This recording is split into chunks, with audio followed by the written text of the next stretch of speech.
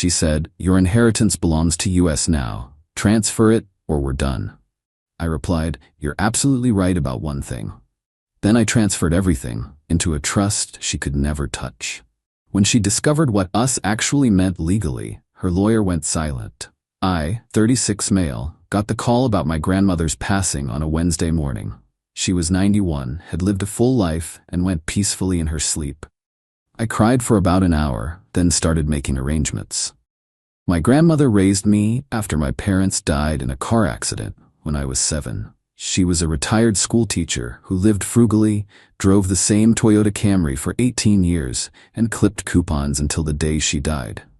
What I didn't know, what nobody in the family knew, was that my grandfather, who passed 20 years ago, had made some very smart investments in the 1970s that my grandmother never touched.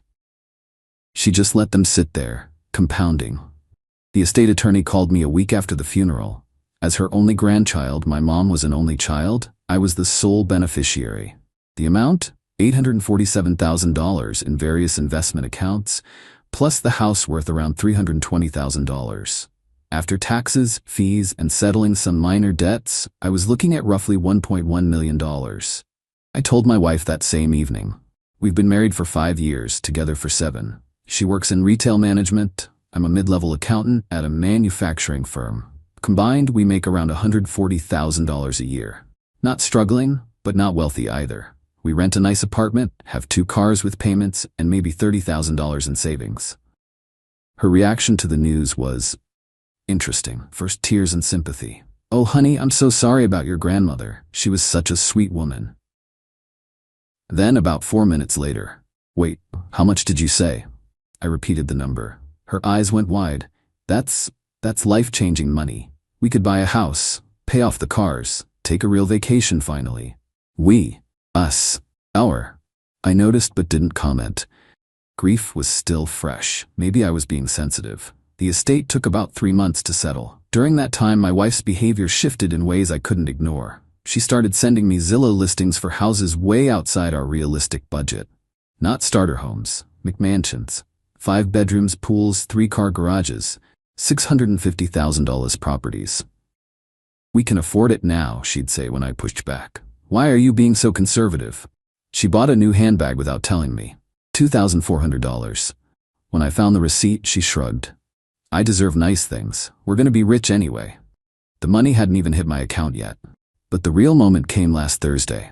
We were eating dinner. Take-out Thai, nothing special. When she put down her fork and looked at me with an expression I'd never seen before. Calculating. Cold. "We need to talk about the inheritance." "Okay," I said carefully. "I've been doing some research. In this state, inheritance is considered separate property unless it's commingled with marital assets, which means if you put it in a separate account, I'd have no legal claim to it."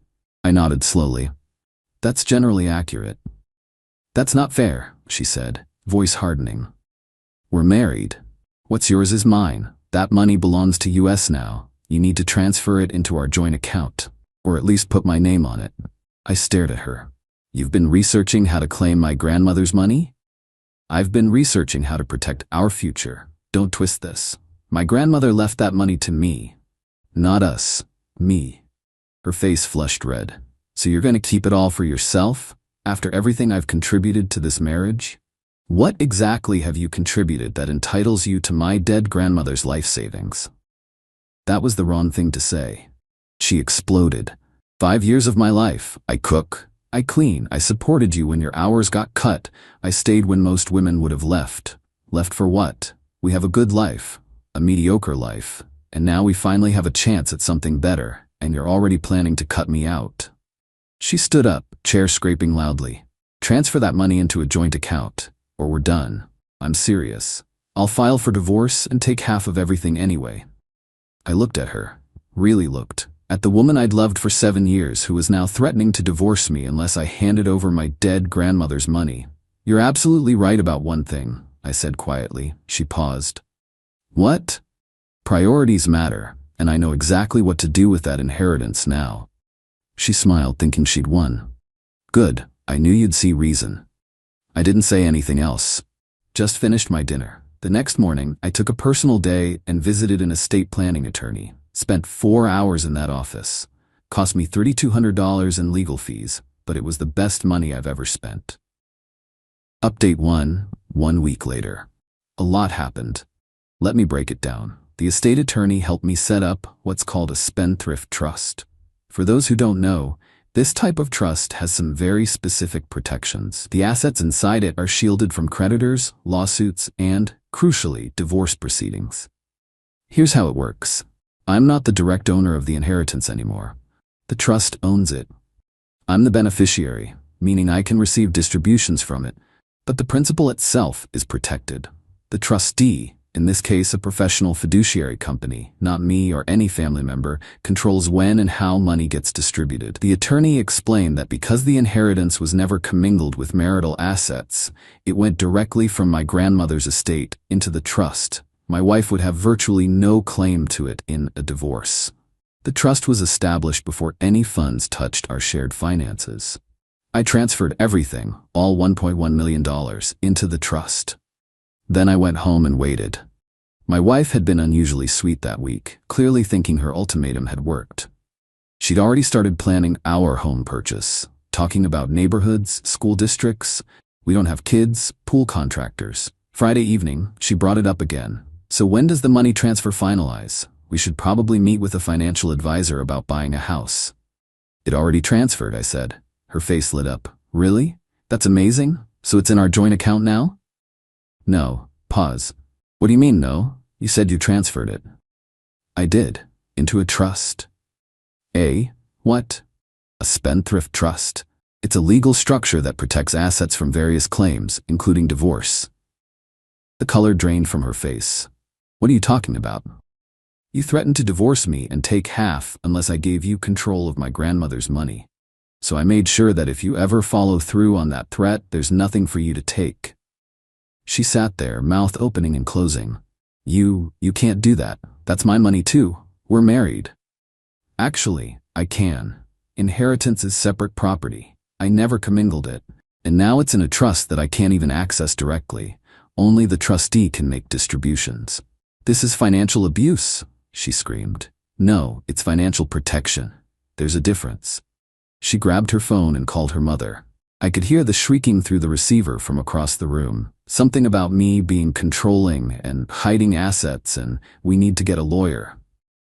Great, lawyers it is. Over the next few days, the entitlement reached levels I didn't think were possible. Her mother showed up at our apartment uninvited, walked in like she owned the place. What kind of man denies his wife financial security? She demanded. What kind of wife threatens divorce to extort her husband's inheritance? I replied. That money should be shared. Marriage is a partnership. Partnerships don't typically involve ultimatums and threats. She called me every name in the book. Selfish, greedy, controlling, a little man with a fragile ego. Said her daughter could have done so much better. I just let her rant. When she was done, I said, "Are you finished? Because I have work in the morning." She stormed out. My wife locked herself in the bedroom and didn't speak to me for 2 days. Then came the lawyer letter. Apparently she'd found a divorce attorney willing to take her case. The letter demanded full disclosure of all assets, immediate dissolution of the trust, 50% of all marital property, spousal support for 5 years. My attorney reviewed it and chuckled. Actually chuckled. She can demand whatever she wants, doesn't mean she'll get it. The trust is bulletproof. Her attorney knows this. They're just hoping to intimidate you into settling. I sent back a counter-response. Full asset disclosure? Sure, happy to comply. Dissolution of the trust? Not happening. It's an irrevocable trust. 50% of marital property? Fine. Let's inventory what that actually is. Spousal support? Based on what? She earns $58,000 a year. I earn $82,000. No significant income disparity. The reply from her attorney was noticeably less aggressive. Update 2? 3 weeks later, the divorce proceedings started, and boy did reality hit hard. Our first mediation session was enlightening. My wife showed up expecting to walk away with hundreds of thousands of dollars. Instead, she got a very uncomfortable education in property law. Her attorney had clearly tried to explain the situation beforehand, but she wasn't having it. The trust is just a shell, she insisted. He created it to hide assets. That's fraud. The mediator, a very patient woman in her 60s, responded calmly, "Ma'am, establishing a trust for inherited assets is not fraud. It's estate planning. Your husband received the inheritance as separate property, and he elected to protect it before any commingling occurred. There's no legal mechanism to force dissolution of this trust. But we're married. What's his is mine." That's not actually how property law works. Marriage doesn't automatically entitle either spouse to the other's separate property. My wife looked at her attorney. "Do something." Her attorney, to her credit, tried. "We'd like to argue that the timing of the trust creation, immediately after the defendant's threatening statement, suggests retaliatory intent." My attorney jumped in. "My client created the trust to protect an inheritance after his spouse explicitly threatened divorce unless he transferred the funds to her control. That's not retaliation. That's reasonable protective action." The mediator nodded. "I have to agree. There's nothing improper about an individual protecting separate property from potential claims." My wife started crying. "This isn't fair. I gave him the best years of my life." I wanted to say something about how 30 to 35 aren't exactly the best years, and how threatening divorce for money isn't exactly giving, but I kept quiet. My attorney had advised me to stay calm and not engage emotionally. The mediation ended without resolution, but the writing was on the wall. Over the next 2 weeks, her attorney tried several more approaches. Approach 1. Arguing that I had been planning to share the inheritance and therefore created an implied promise of joint ownership. Response: "No evidence of any such promise. I never added her name to anything or made any commitments." Approach 2. Claiming that my grandmother intended for the money to benefit our marriage. Response: "My grandmother's will explicitly named me as the sole beneficiary. No mention of my wife anywhere." Approach number 3. Demanding an accounting of any funds distributed from the trust that may have benefited marital lifestyle. Response: "The trust has made 0 distributions since its creation." The attorney recommended I wait until the divorce was finalized to take any money out. Each time, her attorney's arguments got weaker, and my wife's behavior got worse. She stopped going to work, got written up twice for no-shows, then put on a final warning. She spent most of her time at her mother's house, apparently strategizing about how to get what's owed to her. Meanwhile, she was still living in our apartment, which I was paying for, eating food I bought, driving a car I made payments on. The entitlement was breathtaking. Her mother called me directly one evening. I shouldn't have answered, but morbid curiosity got the better of me. "My daughter is suffering because of you. Your daughter threatened to divorce me unless I gave her money that wasn't hers. She's experiencing the consequences of that choice." She didn't mean it like that. She was upset. Marriages go through rough patches. She's welcome to apologize and drop the divorce proceedings anytime. You need to give her something. She can't walk away with nothing after 5 years. She's not walking away with nothing. She's walking away with her car, her personal belongings, her retirement account, and half of our minimal marital assets. What she's not walking away with is my grandmother's money. That was never hers to take. You're a monster. I'm a man who protected himself from someone trying to exploit a death in his family for financial gain. Good night. Hung up. Blocked the number. Update 3. Final update. The divorce was finalized last week. Let me tell you how it all shook out. After 2 months of legal back and forth, my wife's attorney finally had what must have been a come-to-Jesus conversation with her. The numbers weren't lying. Total marital assets, excluding my protected inheritance, approximately $67,000. This included our joint savings, my 401k contributions during marriage, her 401k, and the equity in our vehicles. After legal fees, we were looking at maybe $30,000 each. My wife ended up with her car, she took over the remaining payments, her personal property, her retirement accounts, $16,400 in cash from the division of marital assets, after her lawyers cut considerably less, 0 spousal support. Judge found no basis given our similar incomes. 0 claim to the trust whatsoever. Her attorney went silent during the final hearing. Like, actually silent. When the judge asked if there were any additional claims regarding the trust assets, she just shook her head and said, "No, Your Honor." My wife looked like she'd been slapped. She genuinely thought, right up until the end, that some magic legal argument would force me to share that inheritance. Outside the courthouse, she confronted me one final time. "You planned this. You planned this from the beginning." "No," I said honestly. "I planned this from the moment you told me to hand over my dead grandmother's money or you'd divorce me. You gave me a choice between my marriage and my financial security. I chose security. I could have made you happy. You could have just been grateful that I was grieving and supported me instead of calculating your cut. But didn't. You saw dollar signs. You'll regret this. You'll be alone with your money and realize you gave up a real partnership. A real partnership doesn't involve ultimatums and threats, and I won't be alone. I'll be selective, something I clearly should have been the first time." She didn't have a response to that. Her mother was waiting in the car, glaring daggers at me through the windshield. They drove off. I haven't spoken to either of them since. The trust is still intact. I've taken one distribution, $40,000, to put a down payment on a modest townhouse. Nothing flashy. 3 bedrooms, small backyard, good neighborhood. The rest stays invested, growing slowly.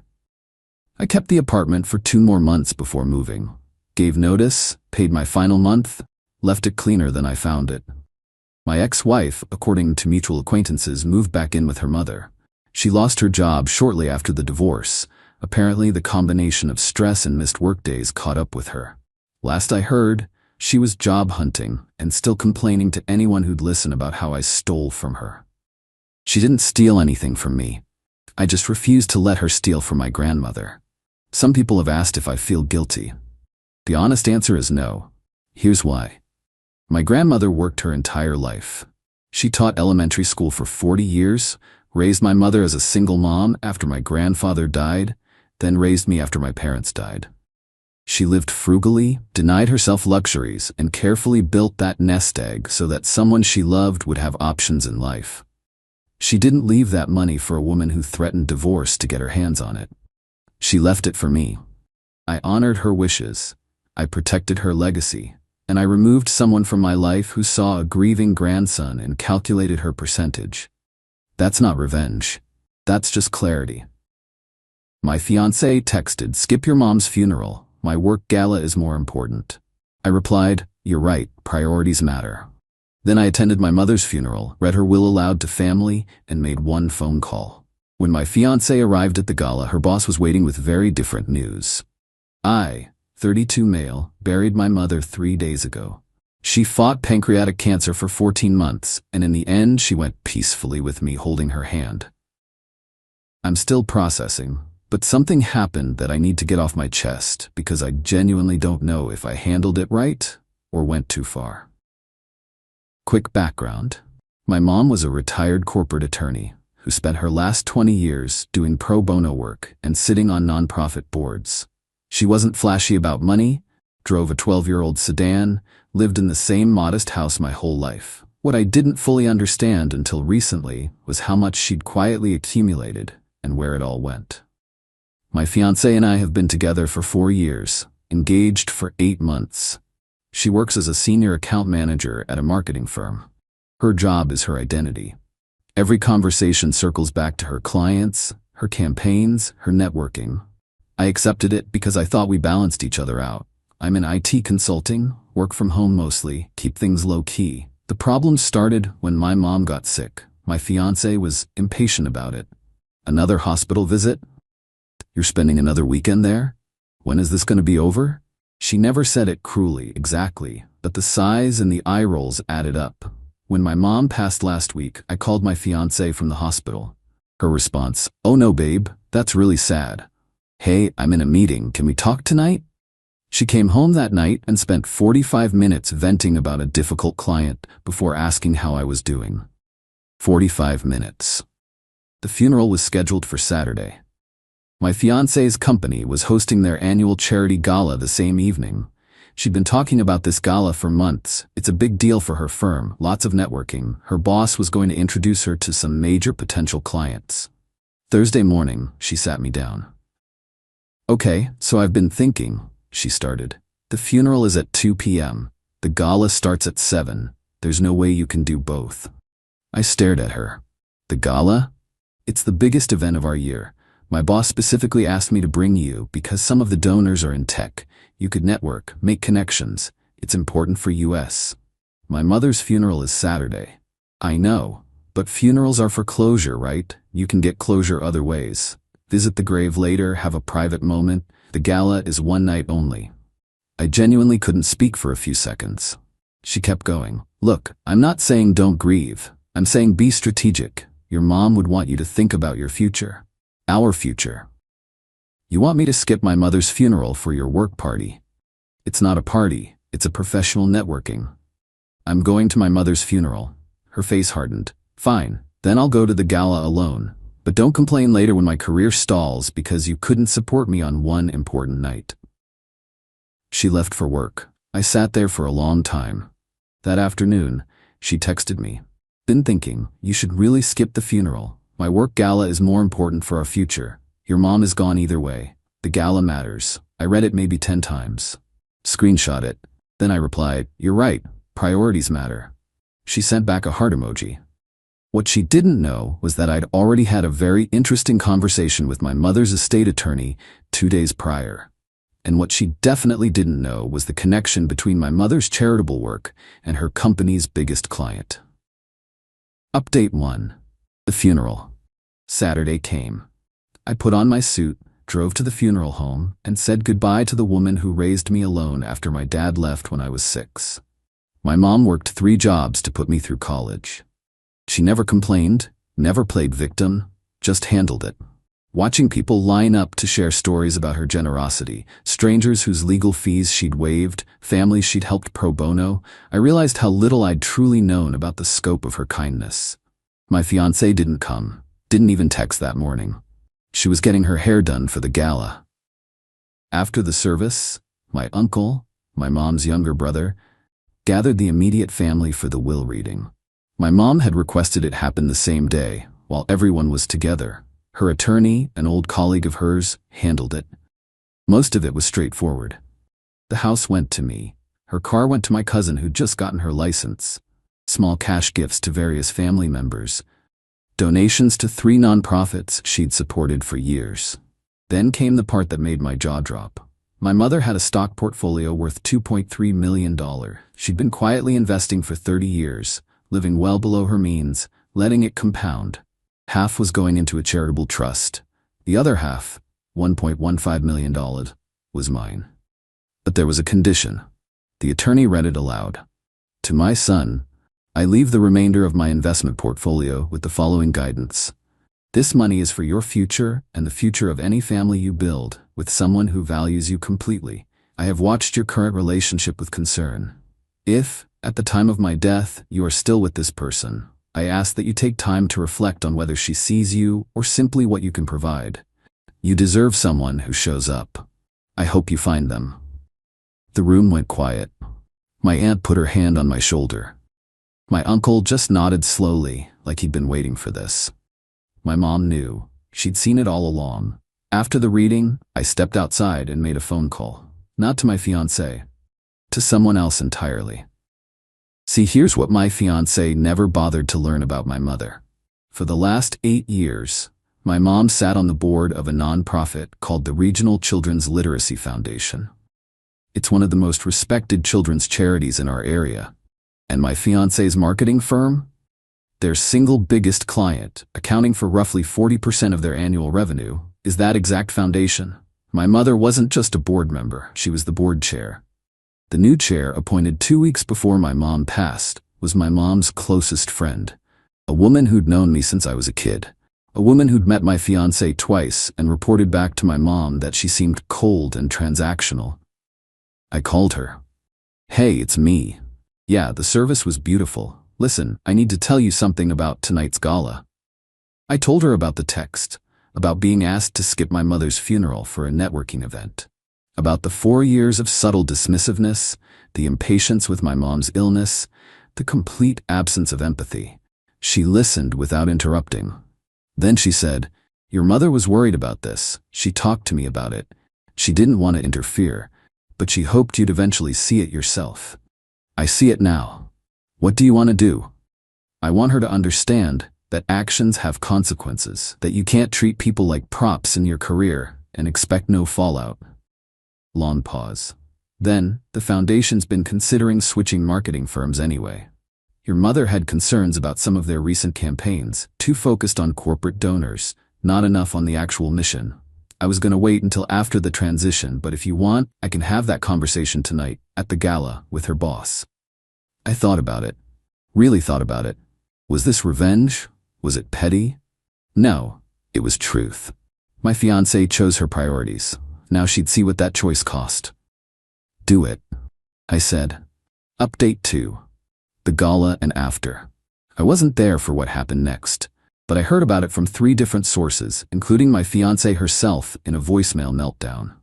The gala started at 7 p.m. My fiancée showed up in a new dress she'd bought specifically for the event, $800, charged to the credit card I pay off monthly. She was ready to shine, to network, to show her boss what a valuable asset she was. Around 8:30 p.m., the foundation's new board chair arrived. She made the rounds, chatted with donors, then asked to speak with my fiancé's boss privately. The conversation lasted 20 minutes. When it ended, my fiancé's boss pulled her aside. According to witnesses, his face was ashen. "We need to talk, now." They stepped into a side room. My fiancé thought she was about to be praised, maybe even promoted. Instead, the foundation is terminating their contract with us, effective immediately. They're citing misalignment of values and concerns about organizational culture. My fiancé, what? Why? What does that have to do with me? Apparently everything. The new board chair just told me that the former chair, the woman who died this week, was someone's mother, and that someone is your fiancé, and that you told him to skip his mother's funeral to come to this gala tonight.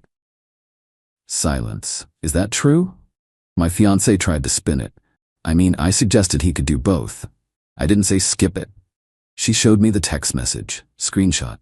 Skip the funeral. My work gala is more important. More silence. We just lost 40% of our annual revenue because you couldn't show basic human decency to your own partner during the worst week of his life. Do you understand what you've done? My fiancé started crying. Tried to explain that it was a misunderstanding, that she was stressed, that she didn't mean it the way it sounded. Her boss cut her off. "I don't care what you meant. I care about what you did, and what it cost this company. HR will be in touch Monday morning." She left the gala early. Called me 16 times. I didn't answer. She left voicemails ranging from tearful apologies to furious accusations. "How could you? You sabotaged my career. You went behind my back. This is psychotic." Then an hour later, "Baby, please, I'm sorry. I didn't mean it. I was stressed about the gala. I wasn't thinking clearly. Can we talk? Please?" Then at 2 a.m., "You've ruined my life. I hope you're happy. Your dead mother would be so proud of what you've become." I screenshot that one too. For the lawyers. Update 3, the fallout. It's been 5 days since the gala. Here's where everything stands. My fiancé was put on administrative leave Monday morning, pending an internal review. The official reason is conduct unbecoming of a company representative. But everyone knows the real story. Office gossip moves fast. By Tuesday, the whole firm knew that their biggest account walked because of something she did. She showed up at my apartment Tuesday evening. I'd already changed the locks. She had a key, and I didn't trust her not to let herself in while I was out. She pounded on the door for 10 minutes. "Open the door. We need to talk." I spoke through the door. "We don't have anything to talk about. The relationship is over. You can't just end things like this. We're engaged. You told me to skip my mother's funeral. You called my dead mother a prop for your career advancement. We're done." I was stressed. People say things they don't mean when they're stressed. You meant every word. You've meant every dismissive comment for 4 years. I just finally listened. Her mother showed up an hour later. "That was fun. You need to fix this," she said through the door. "My daughter's career is in shambles because of you." Your daughter's career is in shambles because she told her fiancé to skip his mother's funeral for a work party. That's not my problem. You're being vindictive. You're trying to destroy her. "Ma'am, I made one phone call. I told the truth to someone who asked. Everything that happened after that is a consequence of your daughter's choices. This is defamation. We'll sue. Truth is a defense against defamation. Feel free to try." She left. but not before screaming in the hallway loud enough for my neighbors to hear that I was a monster and a manipulative narcissist. One neighbor actually poked his head out, saw what was happening, and said, "Dude, you okay? Should I call someone?" God bless that guy. Wednesday, my fiance's best friend reached out. Different approach. Calm, reasonable, trying to mediate. "Look, I know she messed up, but she's devastated. She's probably going to lose her job. Don't you think you've punished her enough?" I didn't punish her. I told the truth to a family friend who happens to work with a nonprofit that was already considering switching firms. The rest happened naturally. But you knew what would happen. I knew there might be consequences. I didn't orchestrate them. I just didn't protect her from them. That's cold. So is telling someone to skip their mother's funeral. She didn't have a response to that. Yesterday I got an email from my ex-fiance's attorney. Yes, she actually hired a lawyer. The letter demanded $15,000 for economic damages related to her career, return of the engagement ring, which I bought, so no, a written apology for tortious interference with her employment. My mother's estate attorney, who's now handling my stuff too, sent back a response. It was polite, professional, and devastating. Your client's claims are without merit. My client made no false statements. He shared truthful information about his personal life with a family friend. Any business decisions made by third parties based on that information are not actionable. Furthermore, the engagement ring was a gift, and gifts given in contemplation of marriage that is terminated by the recipient's egregious conduct are not subject to return in this jurisdiction. We recommend your client cease contact and focus on personal reflection. Radio silence since then. My ex-fiancé was officially terminated yesterday. Apparently the internal review didn't go well. Turns out when they started looking closely at her work, they found some other issues. Padding expense reports, taking credit for junior employees' ideas, a pattern of small ethical shortcuts that added up. The foundation account loss was the trigger, but it wasn't the only problem. She's telling everyone who'll listen that I destroyed her, that I used my family connections to sabotage her career, that I'm a vindictive, controlling monster who couldn't handle a strong woman prioritizing her career. Here's the thing though, I didn't destroy anything. I just stopped protecting her from herself. She made a choice. She decided that a networking event was more important than supporting me at my mother's funeral. She said it out loud, put it in writing, and didn't think twice about it. That choice revealed who she really is. The consequences that followed came from that revelation, not from anything I manufactured. My mom was right. She saw it before I did. She tried to tell me in her own gentle way, asking pointed questions, expressing concern about the wedding timeline, suggesting I really think about what I wanted. I wish I'd listened sooner. The $1.15 million is sitting in an investment account. I haven't touched it. Don't need to right now. But knowing it's there, knowing my mom spent her whole life building something to give me options, makes me want to use it wisely. Not on someone who sees me as a networking opportunity. I'm not doing great, honestly. Losing my mom and my relationship in the same week is a lot. Some nights I wonder if I went too far, if I should have just ended things quietly instead of letting the dominoes fall. But then I remember that text, skip the funeral, my work gala is more important. And I remember that she never apologized. Not really. Every sorry was followed by an excuse, a justification, a redirect to how she was the real victim. Entitled people don't change because they face consequences. They just find new people to blame. My mom deserved someone at her funeral who loved her son.